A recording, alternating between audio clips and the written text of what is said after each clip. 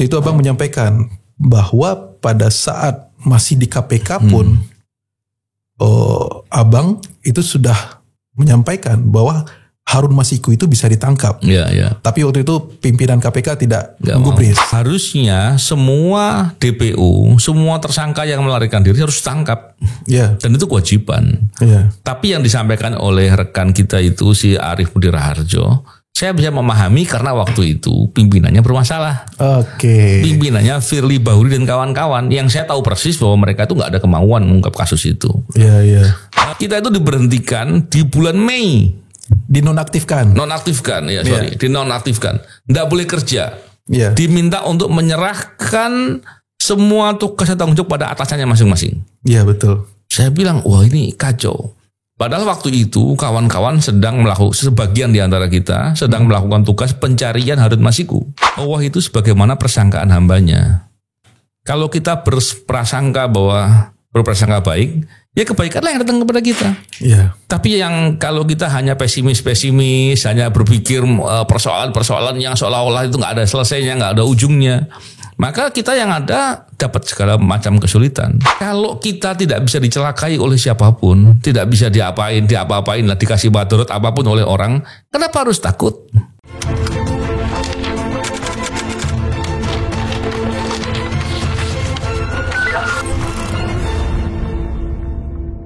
Assalamualaikum warahmatullahi wabarakatuh. Salam integritas. Teman-teman, saya Aulia Postiera.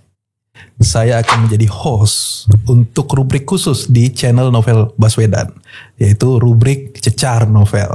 Gawat. Jadi di rubrik ini saya akan bertindak sebagai penyidik. Waduh. Tanda kutip.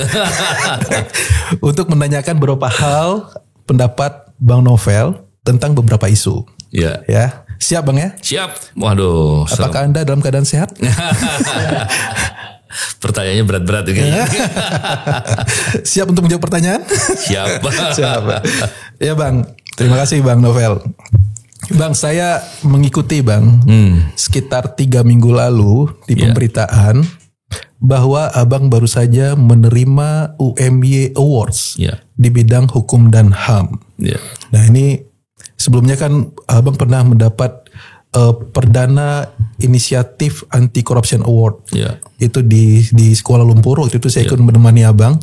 Abang langsung menerima dari Tun Mahathir Mohamad waktu itu sebagai Perdana Menteri.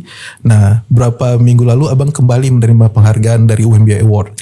Bisa Abang jelaskan kemarin itu awards itu tentang apa dan bagaimana respon Abang terkait pemberian penghargaan tersebut?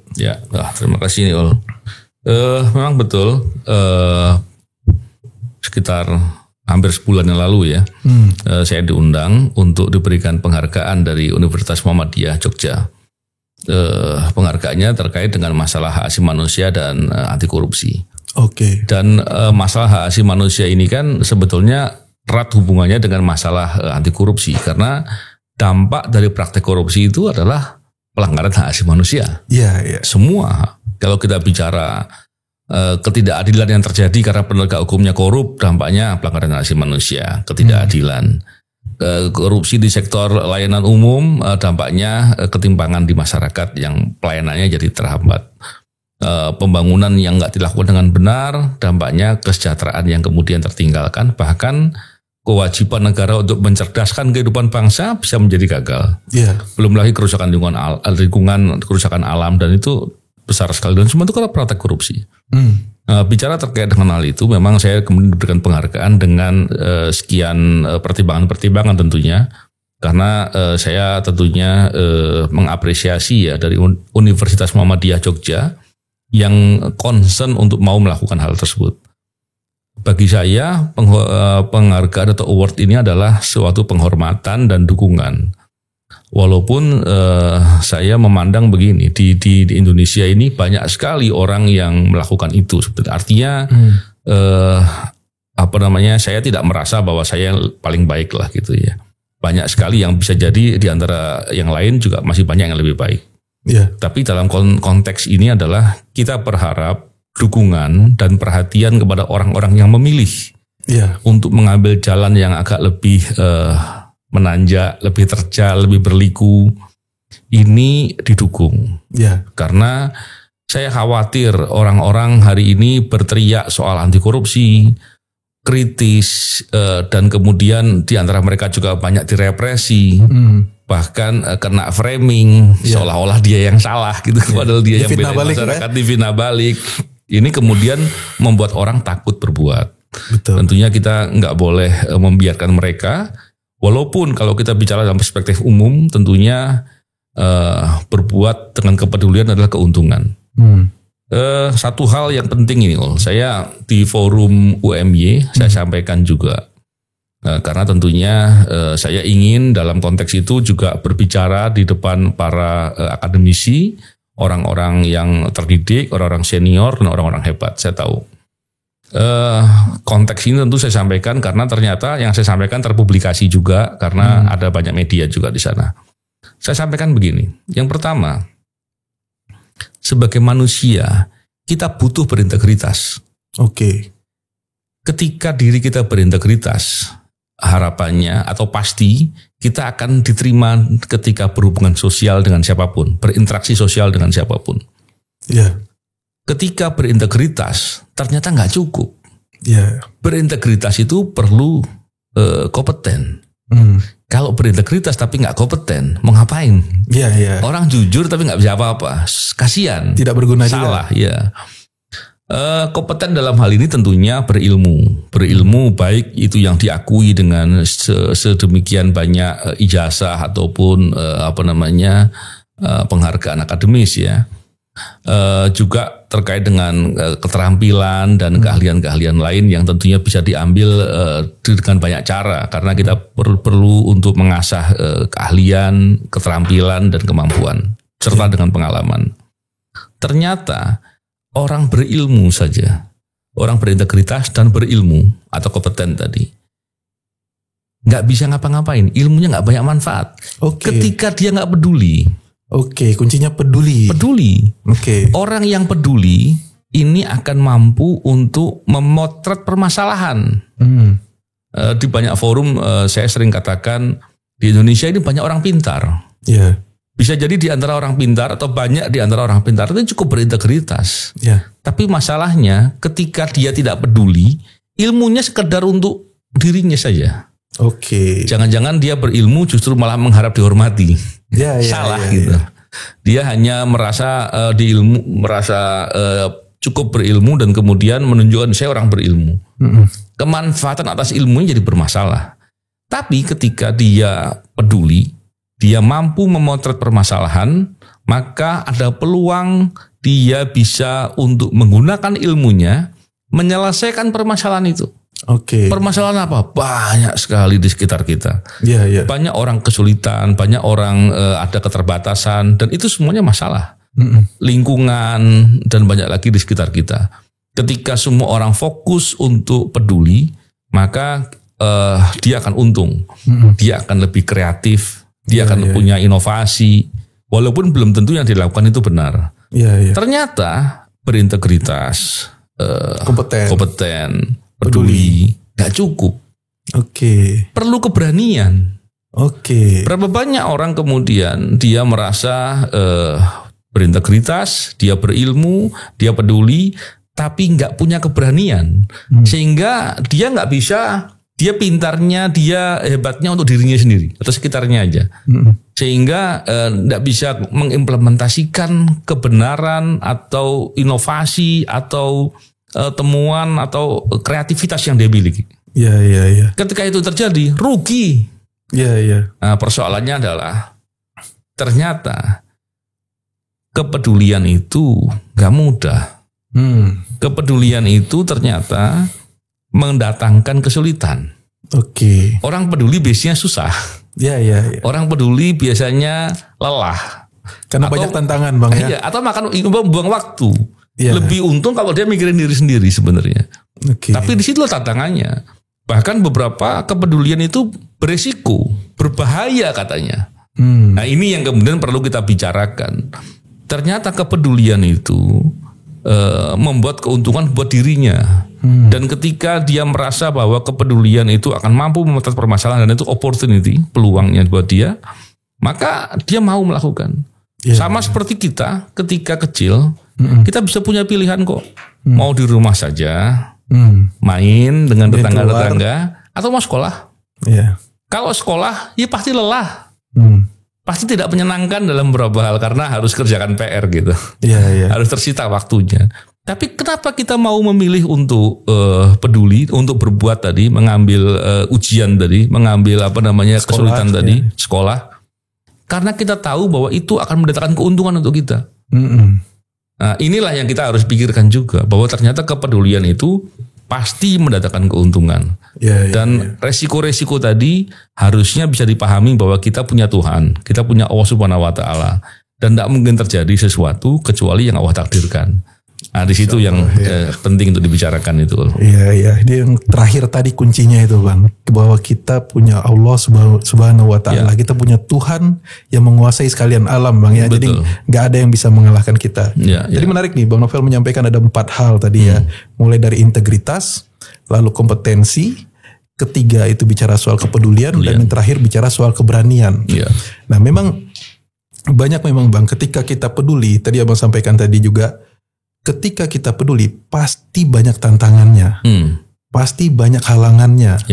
Nah, makanya butuh kunci tadi, satu kunci terakhir tadi, keberanian. Nah, ketika kita berani mengambil sikap, itulah kita yang menjadi orang yang berguna Bang ya, dalam kehidupan ini ya. Ya luar biasa. Ini tausiahnya luar biasa. Ini nggak jadi cecar ini, jadinya ini tausiah ini. Oke Bang. Sedikit tausiah sedikit. Ya luar biasa. Ini mudah-mudahan ini jadi pembelajaran bagi para penonton, bagi saya juga Bang. Masya Allah. Nah, jadi setelah Abang menerima UMY Awards itu kan saya baca beberapa pemberitaan ya. Memang yang menarik tadi ada quote Abang yang cukup menarik tadi adalah yang saya baca di media. Banyak orang berilmu, tapi banyak juga di antara mereka yang tidak punya peduli. Nggak punya masalah saya katakan. Nggak punya masalah. Tapi ketika dia peduli, dia berubah hadapan dengan masalah. Karena begini poin pentingnya. Berapa banyak tadi saya katakan, sebetulnya ini dikatakan oleh banyak orang juga. Orang banyak kemudian berilmu, orang pintar. Tapi dia nggak punya masalah. Kenapa nggak punya masalah? Ya dia nggak peduli sama sekelilingnya.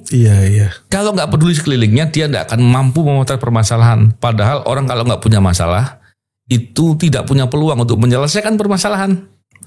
Dan menggunakan ilmunya untuk menyelesaikan permasalahan itu. Kalau dia bisa lakukan itu, yang untung siapa? Pasti dia. Ada 3 hal penting, tapi ini jadi tausiah sedikit. Gak apa-apa Bang, ini cecar tausiah nih judulnya Bang. Ada 3 hal penting yang kita harus paham, bahwa yang pertama, ketika kita berbuat kebaikan, kalau peduli kan konteksnya pasti kebaikan dong. Nggak mungkin kita peduli dengan pencuri untuk membantu pencuri kan. Nggak mungkin kita peduli dengan koruptor untuk membantu mereka berbuat korupsi. Tapi membantu dia untuk berhenti dari berbuat. Nah, ketika kita berbuat kebaikan, kita perlu tahu kalau dalam Islam, dalam keyakinan saya sebagai seorang Muslim, kebaikan yang kita lakukan pada dasarnya kebaikan itu untuk diri kita sendiri. Ini belum kita bicara pahalanya, tapi kebaikannya itu pasti untuk dirinya sendiri. Dengan begitu semangat dong orang berbuat untuk dirinya sendiri. Jangan mikir, saya bantu kamu nggak berikan terima kasih sama saya. Saya dapat apa? Rugi lah kebaikannya untuk dirimu sendiri kok. Poin pertama itu. Masya Allah, Yang kedua, kita perlu sadar bahwa Allah itu sebagaimana persangkaan hambanya. Kalau kita berprasangka baik, ya kebaikanlah yang datang kepada kita. Tapi yang kalau kita hanya pesimis, hanya berpikir persoalan-persoalan yang seolah-olah itu nggak ada selesainya, nggak ada ujungnya, maka kita yang ada dapat segala macam kesulitan. Tapi kalau kita berpikir yang baik, berpikir besar, berpikir saya bisa berbuat, berpikir saya bisa melakukan sesuatu, maka untung. Oleh karena itu pilihan di depan kita. Kita mau milih mana? Mau milih prasangka baik atau prasangka buruk? Prasangka buruk datangnya buruk, prasangka baik datangnya baik. Kita berprasangka bahwa saya ini adalah orang yang bisa membantu banyak persoalan. Saya akan berbuat sesuatu, saya harus mikirkan ini. Karena saya mau jadi orang yang besar. Maka jadi besar betulan. Kenapa kita harus memikir yang kecil? Bicara soal resiko dan soal mau berbuat apa tidak berbuat, saya teringat dengan nasihat Rasulullah SAW kepada Abdullah bin Abbas. Yang dari sekian banyak nasihatnya, diantaranya adalah dikatakan, seandainya semua manusia bersatu padu ingin memberikan manfaat untukmu, niscaya tidak mampu dia. Seandainya semua manusia bersatu padu ingin ngasih madorot buat kamu, kesusahan, mencelakai, tidak akan mampu. Kecuali hanya yang telah Allah takdirkan saja. Iya. Kalau bicara manfaat saja nggak ada yang bisa mampu, terus kenapa harus bergantung sama orang? Ya, kenapa harus bersandar sama orang?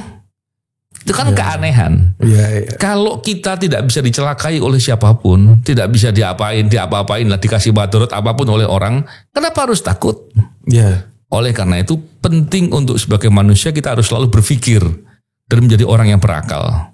Jangan kemudian percaya dengan katanya, sepertinya. Itu hantu-hantu aja Bang ya. Udah gak pernah selesai, kita gak pernah berbuat. Hantu-hantu yang ada dalam pikiran ya Bang ya. Ya. Oke Bang, luar biasa. Saya sedikit bergeser nih Bang. Beberapa hari lalu saya baca di media Bang. Ya. Abang mengkomentari persidangan kasus Hasto. Oh ya. Ya. Waktu itu kalau nggak salah mantan rekan saya Arief Budi Raharjo, penyelidik KPK, itu menjadi saksi di pengadilan Tipikor yang dihadirkan oleh KPK terkait dengan perintangan penyidikan, ya pasal 21-nya Bang. Nah waktu itu Abang menyampaikan bahwa pada saat masih di KPK pun Abang itu sudah menyampaikan bahwa Harun Masiku itu bisa ditangkap.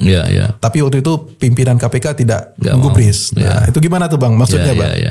Ya, saya kemarin membaca di berita soal rekan kita si Arief Budi Raharjo. Dia menyampaikan bahwa penyelidik atau siapa saya nggak tahu persisnya tahu keberadaan Harun Masiku. Dan kemudian banyak media yang tanya, di antaranya tanya ke saya, kenapa nggak ditangkap waktu itu ya? Bukankah harusnya ditangkap?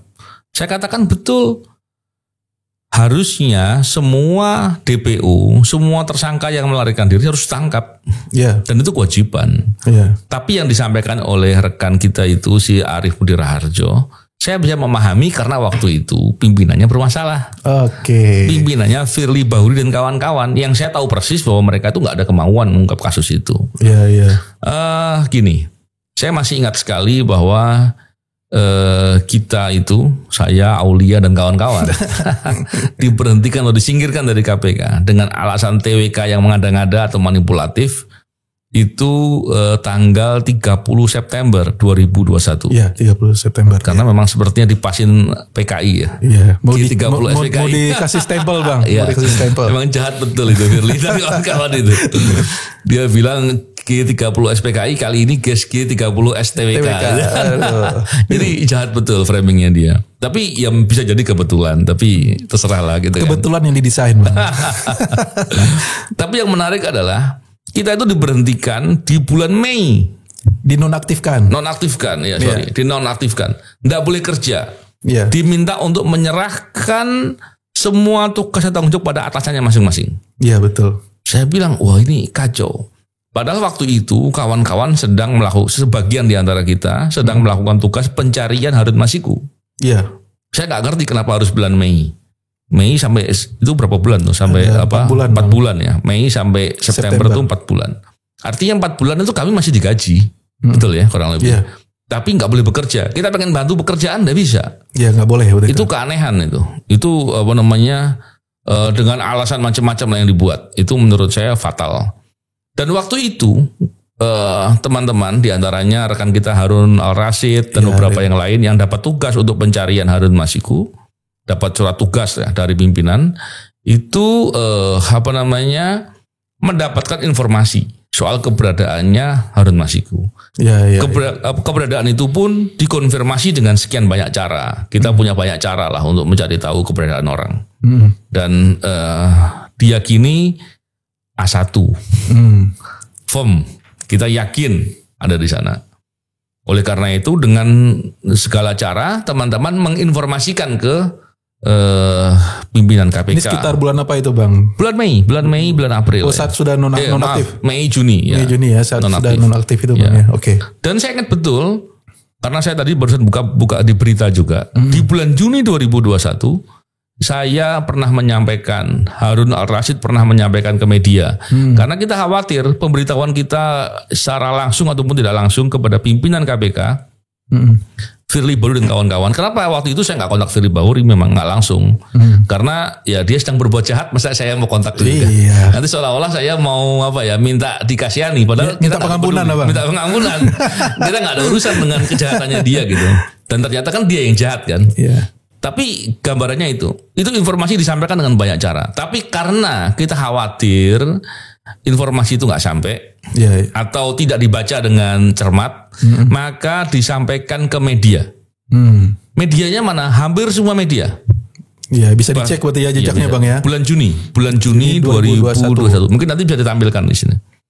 Itu disampaikan dan clear, disampaikan kalau benar kami diminta untuk bisa melakukan tugas lagi, karena kan cuma surat tugas saja, dibuat surat keputusan untuk berhenti melakukan tugas, bukan diberhentikan dari KPK, tetap menjadi pegawai non-aktif, tapi toh dibayar juga kok, digaji juga. Tapi ternyata pimpinan KPK nggak mau. Bahkan teman-teman yang ditugaskan mencari Harun Masiku disingkirkan semuanya. Dan tidak diganti pejabat baru, pegawai baru untuk melakukan tugas-tugas itu. Dari hal-hal itu tergambar sekali lah bahwa apa yang dikatakan oleh rekan kita si Arief Budi Raharjo ini benar. Bahwa bisa jadi teman-teman di KPK juga tahu mungkin sebagian ada teman-teman kita yang kasih tahu, mungkin juga mereka mencari juga tahu gitu. Artinya apa yang kita katakan bahwa si pimpinan KPK ini Firly Bahuri dan kawan-kawan ini sengaja untuk tidak menangkap Harun Masiku, itu benar.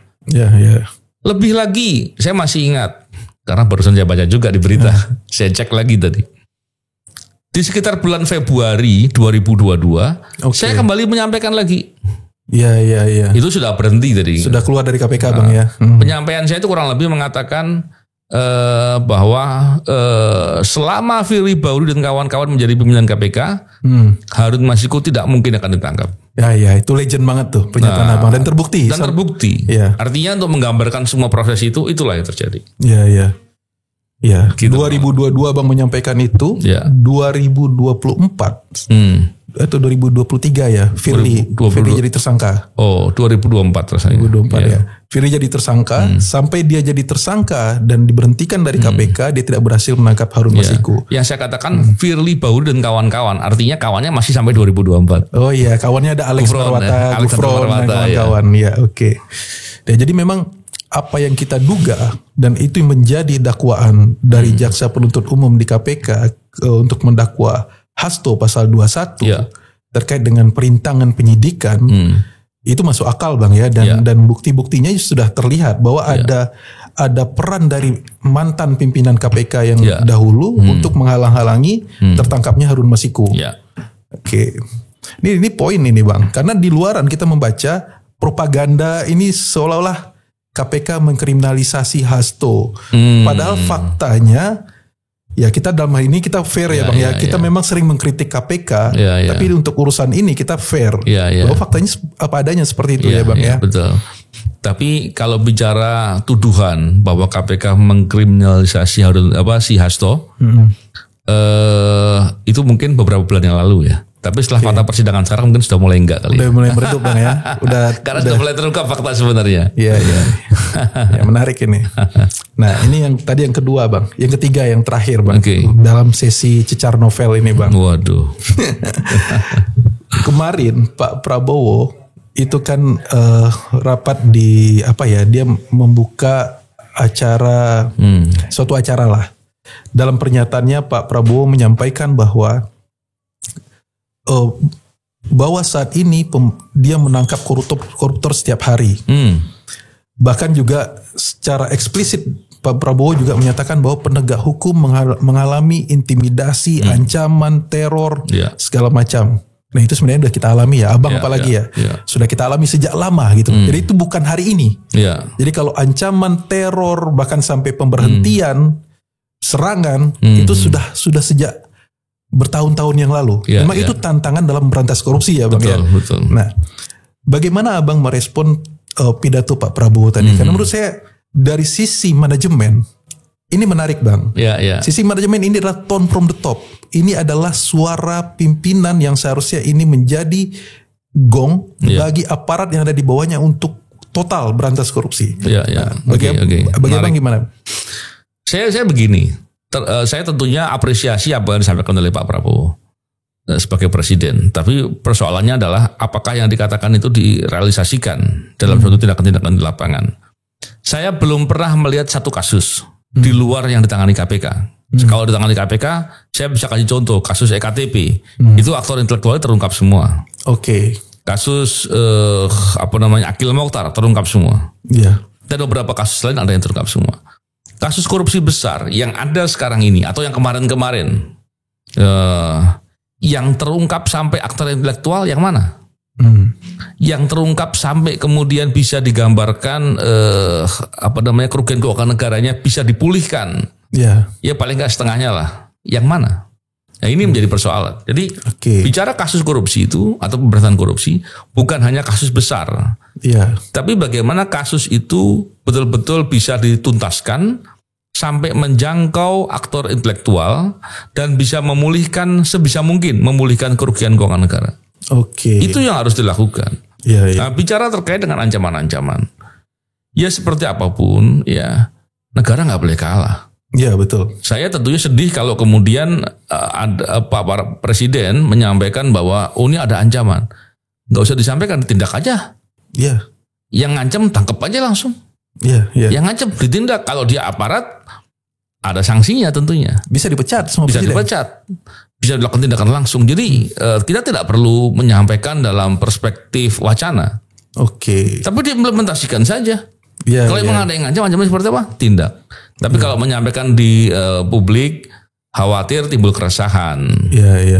Timbul perbincangan yang tidak positif. Dan itu kontraproduktif. Prasangka Bang ya. Prasangka. Jadi saya lebih melihat seperti itu. Dan hari ini kalau kita bicara praktek korupsi banyak loh. Banyak sekali. Dan tindak dengan benar, tindak dengan penegakan hukum yang jujur dan objektif, tidak berbau-bau kriminalisasi gitu ya. Atau politis. Ini yang kemudian menjadi kekhawatiran. Dan buat strategi yang sistematis untuk bisa melakukan penindakan sekaligus pencegahan korupsi yang efektif dan efisien. Caranya bagaimana? Tanya Aulia Postiara. Gimana? Saya yang nanya Bang. Anda tidak boleh bertanya pada gitu. Iya. Lupa saya. Ini sesinya cecar novel Bang. Iya tapi menarik Bang. Karena sebelumnya di Hari Buruh saya ingat banget tuh 1 Mei Pak Prabowo di depan buruh berjanji, bahkan menunjuk waktu itu ada Pak Dasko. Kita akan sahkan undang-undang perampasan aset. Itu angin segar Bang. Saya benar-benar ini harusnya komitmen terang ini harus dilaksanakan langsung oleh bawahannya di bawahnya di pemerintahan. Menteri Hukum harus segera menyiapkan draftnya. Dan saya meyakini draftnya itu kita udah tahu sejak zamannya Prof Mahfud sudah ada. Ketika Prof Mahfud Menko Polkam. Nah, makanya harusnya undang-undang perampasan aset itu seperti jalan tol, seperti pembahasan RUU TNI kemarin hanya berapa hari. Nah, ini kita tunggu nih Bang, komitmen ini realisasinya seperti apa. Tapi gini, kalau soal undang-undang perampasan aset, saya nggak terlalu yakin. Nah, kenapa Bang? Saya mendengar, semoga apa yang saya dengar itu salah gitu ya. Tapi kok saya curiganya nggak salah gitu. Draftnya sudah jauh dari draft awal. Draft awal itu memasukkan soal illicit enrichment. Peningkatan harta kekayaan yang tanpa hak itu bisa langsung dirampas oleh negara. Inilah perampasan aset itu menjadi punya nyawa. Tapi kalau nyawanya dicabut, itu hanya eksekusi nanti jadinya. Apa bedanya dengan eksekusi yang sudah ada sekarang? Gak jauh beda. Ada kekurangan perangkat itu aturan hukum, tapi bisa disiasati dengan bukan disiasati dalam konteks yang negatif ya. Bisa diselesaikan dengan aturan hukum yang ada. Walaupun tentu akan optimal kalau aturan hukumnya lengkap. Illicit enrichment ini ada dalam UNCIC. Yang UNCIC itu sudah diratifikasi dengan Undang-Undang Nomor 7 tahun 2006. Berapa tahunnya lalu tuh 2006? Udah lama banget Bang. Hampir 19 tahun, ya kan? 19 tahun. Ya UNCIC itu konvensi anti korupsi sedunia di PBB ya. Jadi ketika bicara terkait dengan perampasan aset, pertanyaannya adalah apakah draft perampasan aset itu sudah sesuai dengan konvensi UNCIC? Apakah sudah memasukkan illicit enrichment atau tidak? Oke. Kalau tidak, ya tadi nyawanya tinggal setengah tuh. Yang kedua, kalau emang betul-betul mau mendukung pemberantasan korupsi yang baik, maka pembatasan uang kartal buat. Nah, betul sekali Bang. Ketika itu dilakukan, bukankah suap itu nggak mau direkod? Iya. Nggak ada jejaknya, ya kan? Nggak akuntabel pasti kan? Pasti nggak menggunakan sistem perbankan ya Bang.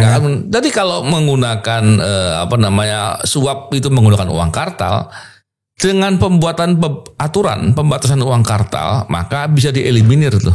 Dan itu dampaknya pasti besar. Gitu, ya dua itulah seandainya mau dianggap penting, ya minimal dua itu. Walaupun mestinya ada beberapa lagi yang lain. Ya, terus satu lagi. Soal pemberantasan korupsi, katanya korupsi mau ditindak segala macam. Tahukah kita bahwa dalam undang-undang tidak pidana korupsi, pasal 18 betul. Itu mengatakan bahwa pembebanan uang pengganti hanya sebesar yang dinikmati. Iya. Sedangkan aktor intelektual atau BU-nya yang dapat uang segala macam yang menikmati nggak disentuh. Terus bagaimana uang itu kembali? Betul. Nah, hal-hal begini harus dipikirkan dengan komprehensif. Banyak ahli-ahli hukum yang bisa mengerti dan menjelaskan itu. Tapi pertanyaannya adalah political will-nya ada apa tidak? Oke. Poinnya itu ada political will atau tidak. Dan perlu tadi saya garis bawahi apa yang Bang Novel sampaikan terkait dengan RUU perampasan aset. Kita perlu cermati seperti apa draft yang akan dibahas nanti. Apakah memasukkan illicit enrichment atau tidak. Karena kalau tidak, undang-undang perampasan aset itu sama seperti eksekusi yang sejauh ini dilaksanakan, yang sudah dilaksanakan dalam penanganan kasus korupsi ya. Mungkin ditambah-tambah tapi ruhnya tinggal setengah. Ruhnya setengah. Terus yang paling penting lagi untuk benar-benar mencegah korupsi tadi adalah bagaimana pemerintah atau DPR itu menyusun rancangan undang-undang pembatasan uang kartal yang sebelumnya sudah pernah diusulkan oleh PPATK di beberapa tahun yang lalu Bang ya. Makanya itu penting dan itulah senjata yang paling ampuh dalam mencegah korupsi ya Bang. Ditambah lagi sebetulnya gini, memberantas korupsi itu bukan hanya sekedar teriakan yang urat lehernya kelihatan gitu ya, atau sekedar kepalan tangan yang tinggi-tinggi, bukan itu. Tapi bagaimana kesungguhan itu diimplementasikan dengan kebijakan untuk melakukan upaya yang sistematis dan kontrol yang betul-betul melekat. Dan penindakan yang tegas kepada siapapun yang membangkang atas perintah dari presiden untuk bisa memberantas korupsi yang sungguh-sungguh. Dan itulah yang harus dilakukan, bukan hanya sekedar slogan, itu yang menjadi penting. Saya berharap tentunya perintah Pak Presiden ini betul-betul dilaksanakan. Kalau yang pejabat-pejabat pembantu presiden nggak melaksanakan, udah deh ganti aja ya. Masih banyak yang baik ya Bang ya. Karena memang betul kata Bang tadi. Dalam Undang-Undang Tindak Pidana Korupsi, definisi pemberantasan korupsi itu adalah serangkaian tindakan, bukan serangkaian kata-kata. Serangkaian kata-kata itu pidato Bang. Benar. Nah, jadi memang tindakan intinya, serangkaian tindakan. Oke, rekan sekalian, Bang, saya cukupkan sesi cecar kita hari ini. Alhamdulillah lega ya. Berat pertanyaannya. Mudah-mudahan gak kapok dan kita akan terus di episode-episode selanjutnya akan bercecar Bang Novel mengenai pandangannya soal pemberantasan korupsi dan penegakan hukum. Ya, baik. Demikian saya Aulia dalam sesi cecar Novel. Assalamualaikum warahmatullahi wabarakatuh. Salam integritas.